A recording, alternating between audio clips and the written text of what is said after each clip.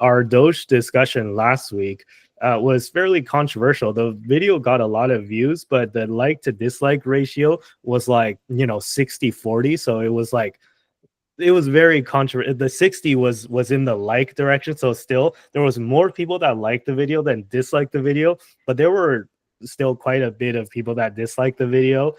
Probably angry liberals that we all just pissed off permanently. But what are you going to do, right? So why don't we continue the tradition and talk about Doge a little bit more? So the story that with regards to Doge this week is that there's talks of doing what's called a DOGE dividend. So the way that it works is that, as explained by the Kobasi letter, the DOGE dividend, Elon just said that DOGE is considering sending $5,000 of refund checks to U.S. taxpayers. This plan would send 79 million households a total of $400 billion, which is 20% of DOGE's projected savings by 2026. So what does this mean? This is in essence how it works. Take 20% of Doge's total savings. If you do that, that's 400 billion, and you divide it by 79 million tax-paying households. So this is whole households. I would imagine that there could be some sort of cutoff as well. Like if you're too rich, then you don't get this Doge dividend if your income is above a certain threshold. So there could be adjustments made as well to kind of maximize the impact and give the money to people who actually need it. I just wanted to kind of bring this up as an idea that's being floated. And Elon said that he has talked to Trump, and Trump is open to this idea of doing this Doge dividend. People are kind of doubting, how much money could Doge really save, right? Are they really going to be able to come up with $400 billion? And even if they do, is that only going to be 20% of their projected savings? Let me just kind of give you an update on how Doge is doing already. So this is a screenshot from the national debt clock. As you can see, Doge has already saved, and I took this screenshot a couple of days ago. So by the time you see this, and by the time, in fact, if you go to the debt clock now, it'll be a different number. It'll be a higher number. The Doge team has already saved American taxpayers $112 billion. It's almost $113 billion as of late February of 2025. So, give them another few months to run. Who knows, right? Like this number is going up every day. So Doge is working. I just think that this dividend it could be a really good idea to kind of drill home the point that Doge is working, and then kind of really maybe improve the image of both Elon Musk and Trump, because I know the Democrats have attacked both Trump and Elon relentlessly, because apparently that's all they know how to do at the moment. But if Doge goes through with this dividend check, I think that that's gonna kind of put a knife in the heart of this anti-Elon, anti-Trump argument. At that point, when people actually see the money that Doge is saving, a lot of people will, I think, change their minds or warm up to the idea that this is really a force for good, and reducing spending, reducing waste, especially reducing corruption, is the way to go. But I am super biased on this topic. I would like to hear maybe some more, I guess, I don't know, left-leaning thoughts. So maybe I'll pass it to Tristan first, and then you can give your thoughts on what do you think of this Doge dividend idea, or do you think that Doge is do you think that Doge is going too far in cutting things, or just what do you think of this situation in general? Yeah, I will say that I'm just gonna call you out for a quick second and just say you're showing your bias a little bit by saying that Doge works right off the bat, because I think a lot of people would disagree with that sentiment. That's not to say that I'm saying you're wrong. I'm just saying that is definitely, you're definitely showing a leaning towards Doge being a benefiter rather than a detractor, if that makes sense. So with regards to the actual questions, if they're planning to send a $5,000 refund checks to U.S. taxpayers, I think when it comes right down to it, DOGE seems to be reducing, and again, maybe I don't necessarily have all the details, but DOGE seems to be reducing a lot of stuff that is international. With the U.S. aid, they were cutting a bunch of different international programs for aid to different countries, and a lot of that kind of not internal to the U.S.'s borders. So I think that maybe from a U.S. taxpayer perspective, as someone who would be living there, you may be very, very pro getting a fat check instead of sitting there and having the country provide aid to other countries where you see no direct benefit.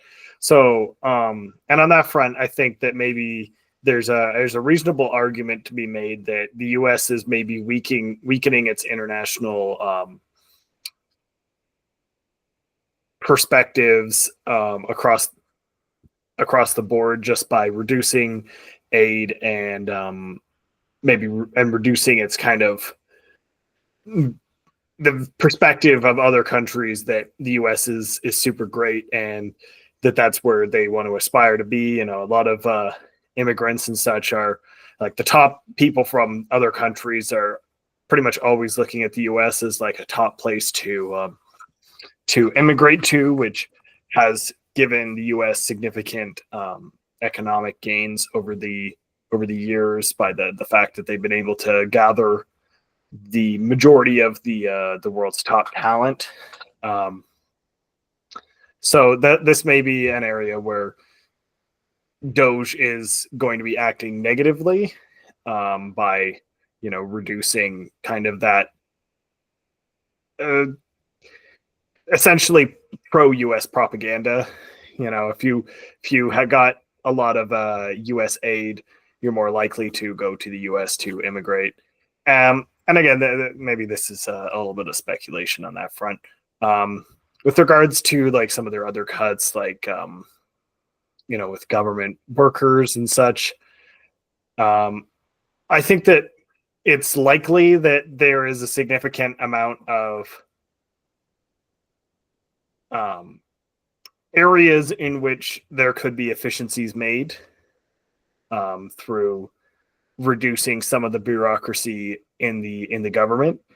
I'm not familiar enough with the U.S. government exactly to say whether or not they're doing a good job of reducing that bureaucracy with what they're doing or not. But I think that can be a significant benefit to the taxpayer, because if you're paying for bureaucracy that doesn't benefit you, then that's also a negative to the taxpayer, because obviously you're paying directly to that. And then going back to the $5,000 refund checks, I think that would be a significant financial boost to the majority of to the majority of the U.S. people, like U.S. taxpayers, given that we've established in the past that I don't remember the exact statistic, but it's like 50% of people are a $500 expense away from going into debt or something crazy like that. So a $5,000 check would go a long way to benefiting people's financial situation and allowing them to pay off debt or buy stuff, or just honestly it would be a big boost to the economy in general, because there'd just be so much additional funds just flowing into the economy that were previously maybe not as directly flowing into the economy, if that makes sense. If a lot of this money that's being cut was being sent overseas, then that money would not have been benefiting the economy, even if, you know, the employees who would have been working for the federal government would have been contributing to the economy. So it's kind of like it could be I would say it's probably beneficial to a lot of the U.S. taxpayers to receive that money, particularly since as a saving, it shouldn't cause inflation to the same extent that a rolling up the money printer and handing out everyone $5,000 checks would. But and I think that would be probably good for a lot of U.S. people, U.S. taxpayers. So I wouldn't be surprised if there's quite a significant amount of support for Elon and Trump caused by this, because, you know, if you're someone who's living on the edge, you know, walking that line of $500 expense, getting that $5,000 would be a massive benefit for your financial position. Whereas, you know, someone who's got $5 million is literally, they're basically not going to notice it. Right. So yeah, I think it's like, I think that it's tough for me to say specifically if people are going to be significantly better off because of the Doge savings in the long run. Because I don't have sufficient data to assess what is being cut, what is the value that was being provided, you know, what is the, and it's also hard to measure, like how do you measure the impact of the Americans providing aid to countries and convincing their top talent to leave the country and move to America? Like, how do you put a dollar figure on that? Because, like, I'm sure there is a dollar figure that could be applied to that if you go down the grapevine enough, but like without really hammering into it, I feel like that gets really difficult to assess. So in the long run, we're kind of just going to have to see what happens with how the way Doge works out, because it could be just a short-term gain at the cost of the future, if that makes sense. Yeah, I mean, let me just push back on one thing that you said, because I understand the argument that people have around, you know, Doge cutting this and cutting that, and it's reducing American influence over the world, because a lot of this, like especially the stuff that we talked about with USAID, it was going to help other countries and stuff like that. But in my opinion, is that, you know, America's going to be a place where people want to immigrate to anyways, just because of its, you know, fundamental human rights, the Constitution, and its business friendliness. I think that is a huge factor where people are allowed to keep the money that they make, because, you know, property rights and all this stuff is respected. I think that is a factor that's not changing anytime soon.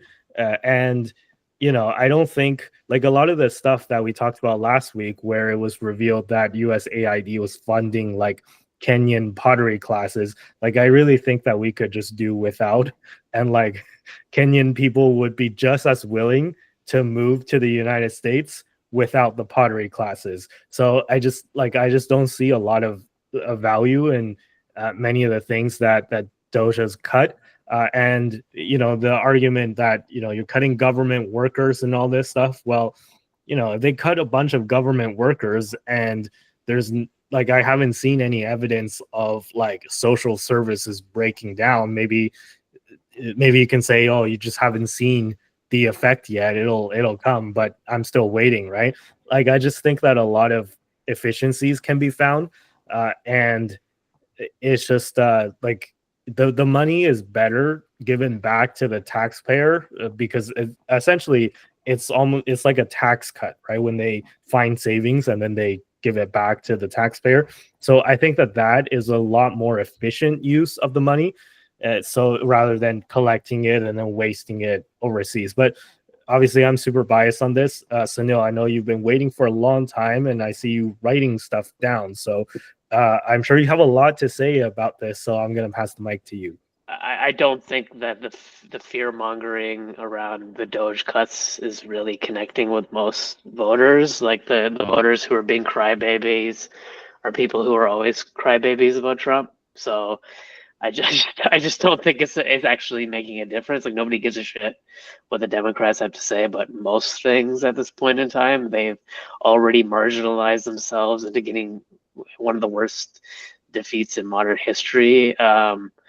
So like I there just isn't anything significant being cut.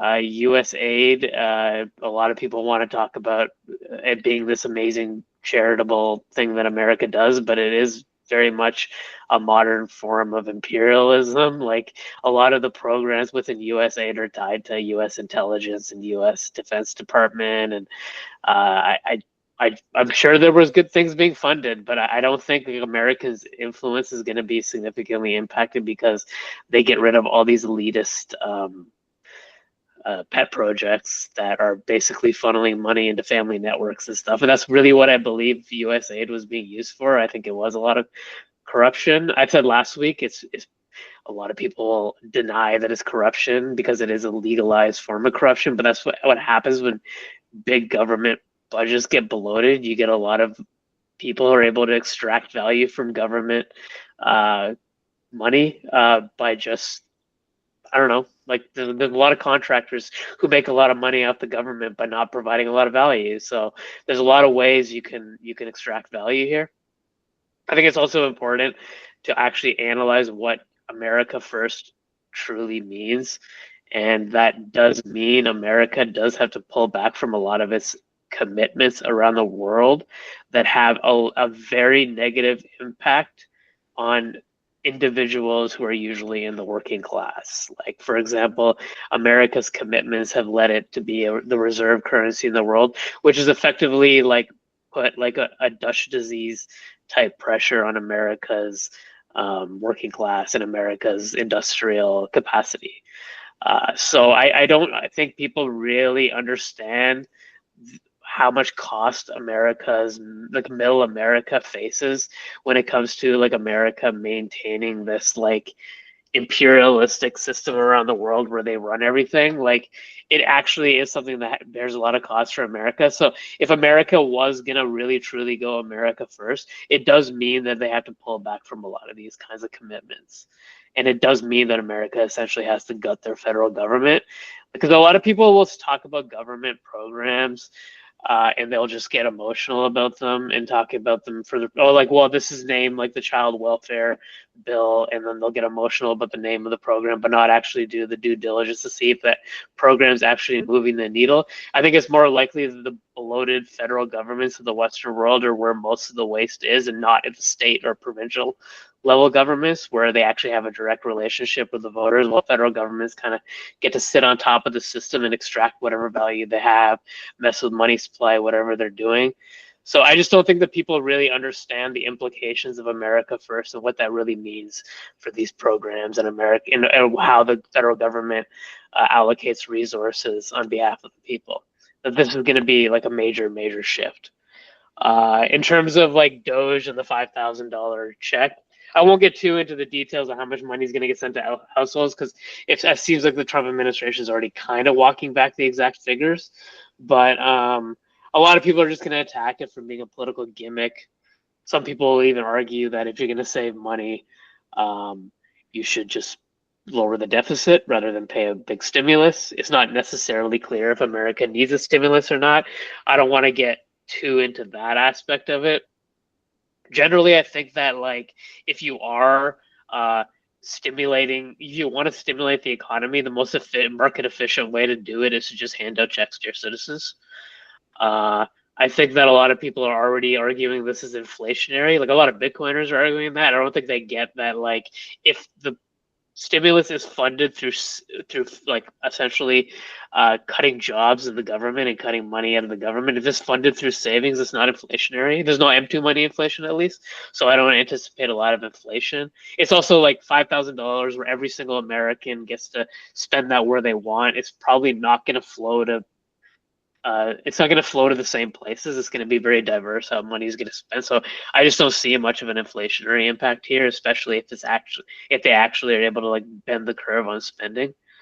I also think that there's like it's like, again, the Democrats have just put the Democrat constant complaining and their like fear mongering has put themselves in a really bad political position, because if the Trump administration is able to do like a one-time $5,000 check to households or something along those lines to households, they can really change the political culture where we've like lived in like a 15-year, 20-year political culture where debt financing of stimulus has been kind of like the culture of political parties on both the right and the left in the Western world.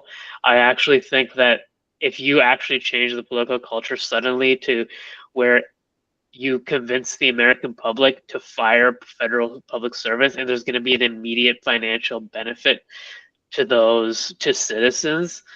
I don't mean to be mean about it, like talking about firing people, but if that is actually the political move the Trump administration makes, then firing public servants and lowering expenditure at the federal level is probably going to become an even more popular policy, which will allow Congress to actually enact more budget cutbacks where DOGE doesn't actually have executive authority to do so. Or, I mean, DOGE doesn't have any executive authority, but on the recommendation of DOGE, there's a lot that Trump can do as the executive, but there's a lot he can't do. But if you if you actually shift the political culture of America very suddenly, where like people get a $5,000 benefit, that's going to be really bad for the Democrats who are fear mongering around DOGE. I think that the Democrats did come out in the early days of talking about DOGE and actually kind of supported it, and then very quickly turned back on those talking points. So there's like some kind of external pressures that are really making the Democrats fall in line.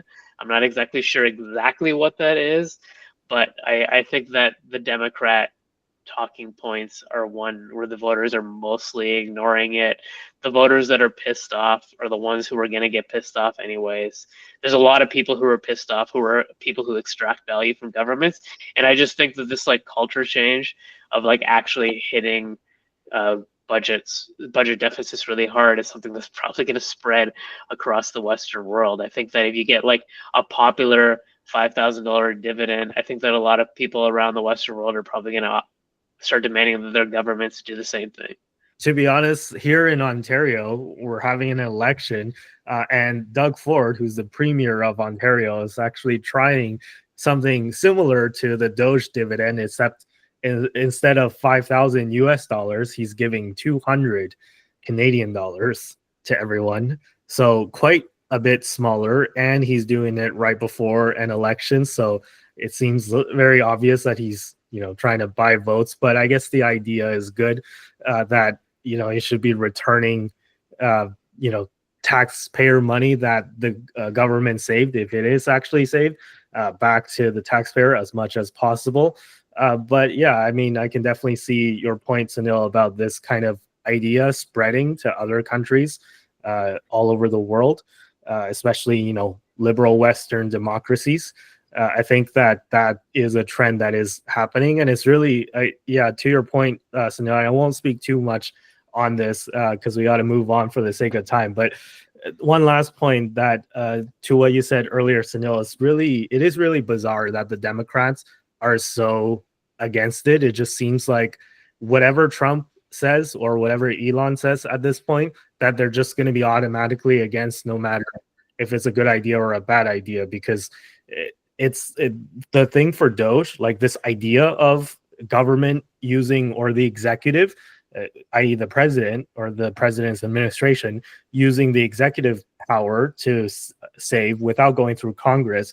That's kind of the thing that the Democrats are the most mad about. How could Trump do this? How could Elon do this? But this idea was actually first proposed by, I think, Bill Clinton, and then Obama mentioned it too. So Obama wanted to do some savings, and Congress at the time. I think that the Republicans controlled one of the either House or Senate, and like he had trouble passing stuff through Congress because it's like he doesn't have full control over it. So Obama was just like, oh, if Congress won't do it, then we're spending too much money. I'm just going to use the executive power to cut. And he didn't like fully commit to it. Like he didn't go through with it. And maybe he did cut a few things, but he didn't do it nearly on the scale that Trump is doing it with DOGE. But this whole idea that, Trump is like abusing the executive branch and he's, causing a constitutional crisis, like this stuff, it's not like a totally novel idea. Like Obama literally did the exact same thing or said the exact same thing. But Sunil, you raised your hand. Yeah, I just wanted to point out, like, anybody who like is actually going to argue that the government expenditure isn't like grossly bloated in the United States, but really across most of the world at this point in time, is like they're full of crap at this point. Like I don't value anybody's judgment who actually is seriously calling this a constitutional crisis, or seriously talking about continuing to